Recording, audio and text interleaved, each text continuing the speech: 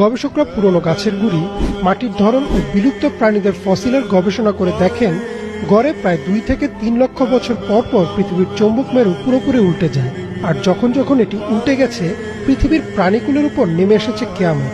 অর্থাৎ প্রাণীজগতের বিরাট এক অংশ বিলুপ্ত হয়ে গেছে, যাকে বলা হয় ম্যাস এক্সটিংশন।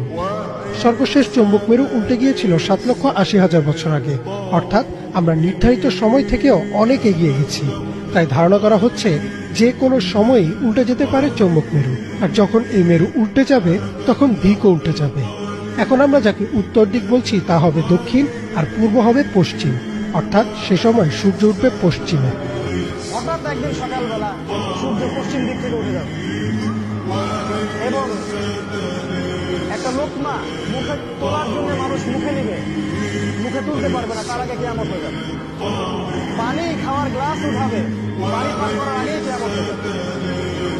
দুজন ব্যবসায়ী কাপড় এক্সচেঞ্জ করবে, একজন বিক্রি করবে, একজন দেখবে, এই দেখতে দেখতে কিয়ামত হয়ে যাবে। একদম মুহূর্তের মধ্যে একদিন কিয়ামত হয়ে যাবে ওই মানুষগুলোর সামনে। এগুলো সামনে হতে যাচ্ছে, আমাদের হাতে বেশি সময় নাই। কথাগুলো বলার এই কারণ হচ্ছে সময় কম।